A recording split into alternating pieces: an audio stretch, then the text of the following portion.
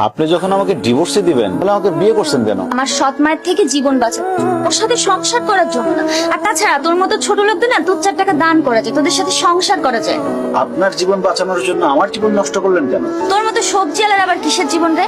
আর তাছাড়া তোর কাছে না আমি আমার লাইফের প্রবলেম শেয়ার করতে একদম রাজি।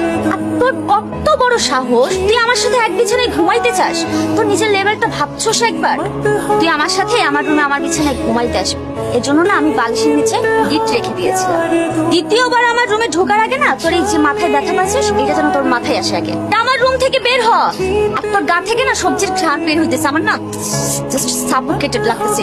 যাও আমার রুম থেকে বের হও। এই মাইটারে দেখছস কোথাও পালা যেতে? আমার তো 7 দিন ধরে জ্বর ছিল, আমি তো দোকানই বন্ধ ছিল 7 দিন ধরে। আমি কিছু দেখিনি, আমি কিছু জানি না। সত্যি কইতাছস? সত্যি করতেছি। আপা, এই হালার সাথে কথা বলে কোনো লাভ নেই কা, একটা বলদ চলেন।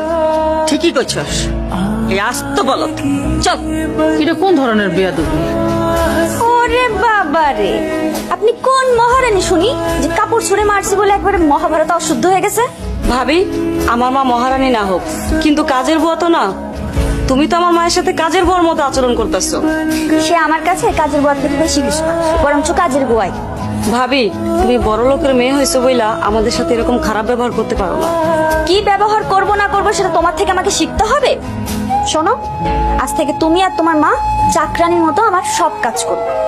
শোনো বউ, আমি তোমার মায়ের বয়সী, তুমি মায়ের বয়সের শাশুড়িরে চাকরানি বানাইতে চাও, তোমার কি একটু খারাপ লাগে নাই? বুক কাঁপলো না? না কাঁপেনি।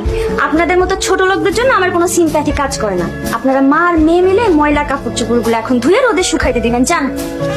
ভাবি, অসম্ভব। তুমি এবারের বউ, তুমি আমাদের সেবা যত্ন করবা, তা না করে তুমি উল্টা দিনের পর দিন আমাদের সাথে অত্যাচার করে চলছো।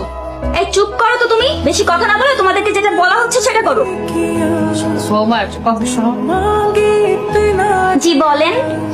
বৌমা, আমি তোমার চাকরানি হয়ে থাকুন, কিন্তু তুমি আমার একটা কথা রাখবা। মা, তুমি কি বললা? শাশুড়ি হয়ে ছেলের বউ চাকরানি হয়ে থাকবা? হ, আমি বোর কথা মতো চাকরানি হয়ে থাকবো, আমার কোনো কষ্ট হইব না, খারাপ লাগবে না। আমি চাকরানি হই, যা খুশি হই, তারপরও যদি আমার সন্তানটা ভালো থাকে, সুখে থাকে, তার জন্য আমি সবকিছু করতে পারি, প্রয়োজন হলে জীবনও দিতে পারি। এত ভনিতা করার দরকার নেই, কি বলতে চান সেটা বলেন। বৌমা, আমার ছেলেটারে তুমি ডিভোর্স দিও না। বিশ্বাস করো, আমার ছেলেটা তার জীবনের চাইতে তোমারে বেশি ভালোবাসে।